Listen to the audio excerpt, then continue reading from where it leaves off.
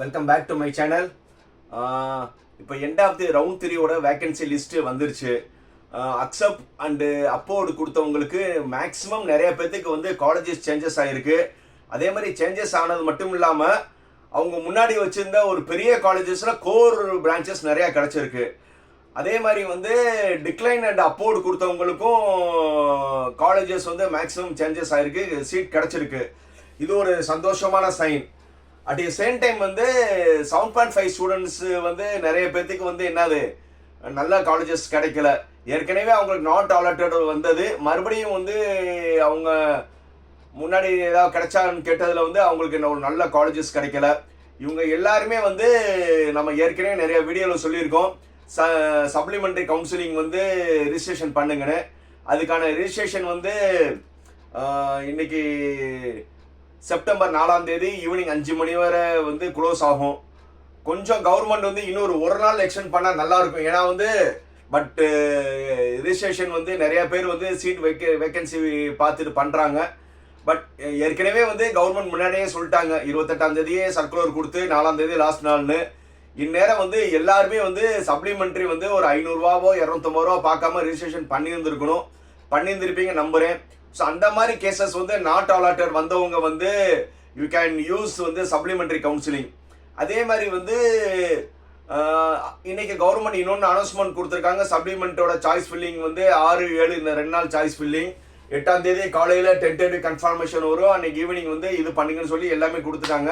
அதுக்கப்புறம் SCA to SC all eligible SC candidate சொல்லி கொடுத்துருக்காங்க. ஸோ இந்த ரெண்டுமே வந்து அவங்க ஷெடியூல் கொடுத்துட்டாங்க. ஸோ அதனால வந்து இப்போ வந்து அக்செப்ட் பண்ண அப்போர்டு வந்தவங்களுக்கு வந்து ஜாயினிங் டேட் வந்து செப்டம்பர் 11 வரை இருக்கு. ஸோ அதனால வந்து எல்லா காலேஜுமே வந்து உங்களுக்கு ஃபோன் பண்ணி உடனே ஜாயின் பண்ண சொல்லுவாங்க. அப்படி வந்து நீங்கள் ஜாயின் பண்ணணும்னு கட்டாயம் கிடையாது. ஏன்னா சப்ளிமெண்ட்ரி கவுன்சிலிங்கான இது 6, 7, 8ஆம் தேதியே வந்து உங்களுக்கு என்ன தெரிஞ்சிடும். நீங்கள் சப்ளிமெண்ட்ரி பண்ணி வேற ஏதாவது நீங்கள் காலேஜஸ் சேஞ்சஸ் ஆகணும்னா நீங்கள் ஒரு ஆப்ஷன் யூஸ் பண்ணி வந்துருக்கலாம். அந்த இதை பார்த்துக்கிட்டு கூட வந்து நீங்கள் என்ன செய்யலாம், டிக்ளைன் அண்ட் அக்செப்ட் கொடுத்து சீட் கிடைச்சவங்களும், அதே மாதிரி வந்து நாட் அலாட்டட் விட்டு சீட் கிடைச்சவங்களும், அக்செப்ட் பண்ண அப்போர்டில் காலேஜ் மாறினவங்களும் 11ஆம் தேதி வரை டைம் இருக்கு. இன்கேஸ் வந்து if you are interested your branch நீங்கள் உடனே போய் ஜாயின் பண்ணுங்க. செப்டம்பர் 11 வரை டைம் இருக்கு. இல்லை சார், நான் சப்ளிமெண்ட்ரியில் வந்து எனக்கு ஓரளவு எனக்கு நினைச்ச பிரான்ச் கிடைக்கல, சப்ளியில் நீங்கள் ட்ரை பண்ணுறீங்கன்னா வெல் அண்ட் குட். நீங்கள் சப்ளியோட ரிசல்ட் பார்த்துட்டு கூட போய் என்ன செய்யலாம், ஜாயின் பண்ணலாம்.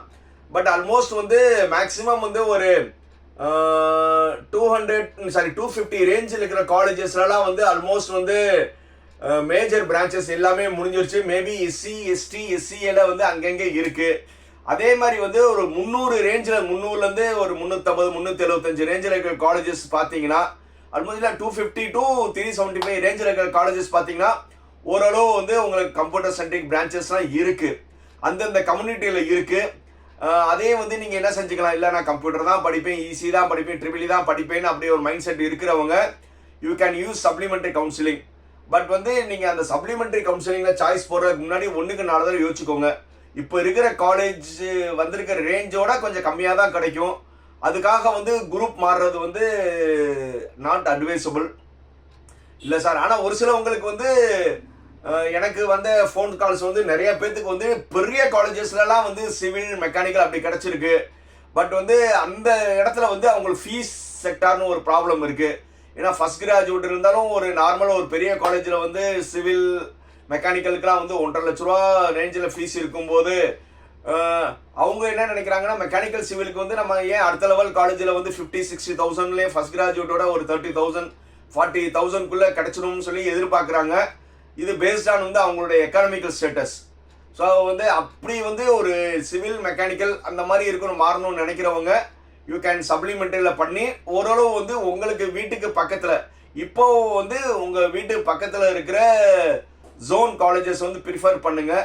இப்போ அங்கே மேக்ஸிமம் எல்லா இடத்துலையும் வந்து கோர் பிரான்ச்சஸ் வேக்கண்ட்டாக தான் இருக்குது. நீங்கள் கோர் பிரான்ச்சஸ் வந்து நீங்கள் பண்ணணும்னு நினச்சிங்கன்னா உங்கள் வீட்டுக்கு பக்கத்துலேயே வந்து உங்கள் ஜோனில் இருக்கிற காலேஜஸ், நல்ல காலேஜஸில் வந்து பண்ணுங்க. அதே மாதிரி SC, ST, SCA இந்த மாதிரி வந்து மேக்ஸிமம் வந்து பெரிய காலேஜஸ்லேயே வந்து அவங்களுக்குலாம் சீட் இருக்குது. ஸோ அப்படி இருக்கிறவங்க வந்து நீங்கள் சப்ளிலையும் பண்ணலாம். அப்படி இல்லைன்னா வந்து உங்களுக்கு SCA to SCன்னு ஒரு ஆப்ஷன் இருக்குது, அதுலேயும் பண்ணலாம். இல்லை நான் டைரெக்டாக எஸ்சி கோட்டாலே எடுக்கணும்னா வந்து நீங்கள் சப்ளிமெண்ட்ரியில் புக் பண்ணி நீங்கள் எடுத்துக்கோங்க. சவுத்துலலாம் நிறைய காலேஜஸ், பெரிய பெரிய காலேஜஸ்லாம் என்னது சீட்டு வேக்கண்ட்டாக தான் இருக்குது. நான் சொல்கிற டாப் காலேஜஸ்லாம் சீட் வேக்கண்ட் இருக்குது. அப்படி இருக்கிறவங்க வந்து கொஞ்சம் ப்ரிஃபர் பண்ணுங்கள் சவுத் ரிலேட்டட் காலேஜஸில். எஸ்பெஷலி வந்து எஸ்சி எஸ்டி எஸ்சிஏக்கெலாம் வந்து சவுத்தில் வந்து பெரிய பெரிய காலேஜஸ்லாம் இருக்குது. இப்போ நம்ம வந்து இதுவரை வந்து எந்த காலேஜையும் நம்ம ப்ரொமோஷன் பண்ணதில்லை, காலேஜ் பேர் சொன்னதில்லை. ஸோ இவ்வளோ நாள் வந்து மெயின்டைன் பண்ண அந்த சீக்ரெட்ஸை வந்து மறுபடியும் வந்து இந்த இடத்துல வயலேட் பண்ண வேணாம். பெரிய பெரிய காலேஜஸாக சவுத்துலேயும் இருக்குது. ஒன்றும் இல்லை, நீங்கள் வந்து எண்ட் ஆஃப் தி வேக்கன்சி லிஸ்ட்டுன்னு சொல்லி நீங்கள் பார்த்தீங்கன்னாவே தெரிஞ்சிடும் எங்கெங்கே வேக்கன்சி இருக்குன்னு.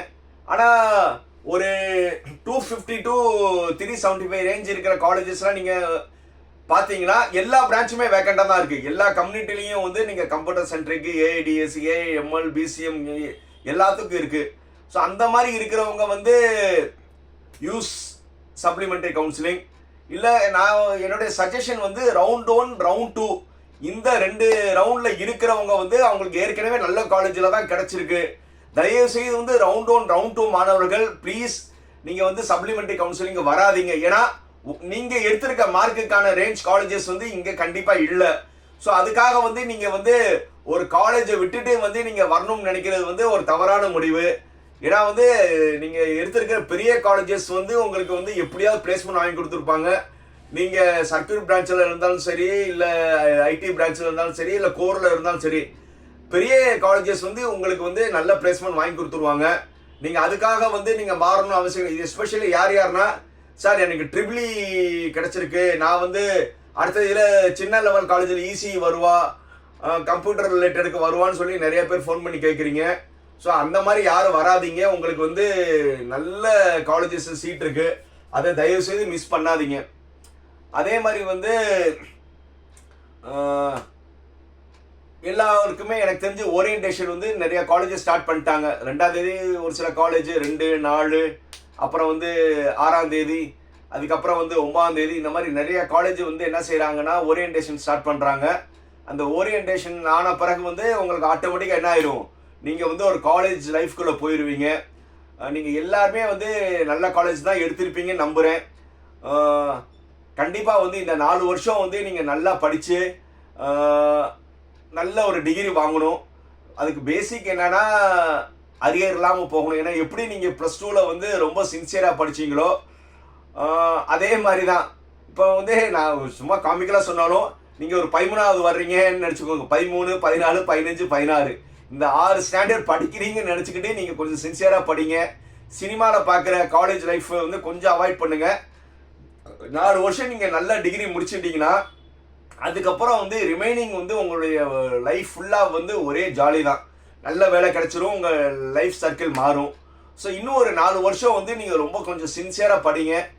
படிப்பு தான் வந்து உங்களுக்கு எப்போவுமே வந்து கை குடிக்கும். அதில் வந்து என்டர்டெயின்மெண்ட் ஜாலி இருக்கலாம், ஆனால் ஜாலிக்காக மட்டும் நீங்கள் காலேஜ் வந்து யூஸ் பண்ணாதீங்க. ஏன்னா மேக்ஸிமம் வந்து இன்டர்வியூவில் வந்து ஹெச்ஆர் வந்து நீங்கள் காலேஜ் வந்த பிறகு நோ ஹிஸ்ட்ரி ஆஃப் அரியர் இது ஒரு டேக் இருக்கும். நீங்கள் எந்த செமஸ்டர்லையும் அரியர் இல்லாமல் போனால் தான் பெரிய பெரிய ஐடி கம்பெனியில் வந்து உங்களுக்கு இன்டர்வியூவில் உட்கார வைப்பாங்க. நீங்கள் ஃபஸ்ட் செமஸ்டர்ல, second semester, third semester arrear வச்சுட்டு அப்படியே நீங்கள் பாஸ் பண்ணாலும் அவங்க வந்து உங்களை எலிஜிபிள் பண்ண மாட்டாங்க. அதனால வந்து ஸ்டார்டிங்லேருந்து அரியர் இல்லாமல் வந்து நீங்கள் உங்கள் காலேஜ் லைஃப் போகிறதுக்கு என்னுடைய வாழ்த்துக்கள். கண்டிப்பாக வந்து என்னுடைய சப்ஸ்கிரைபர் வந்து என்னை விட்டு போக மாட்டேங்கன்னு நினைக்கிறேன்.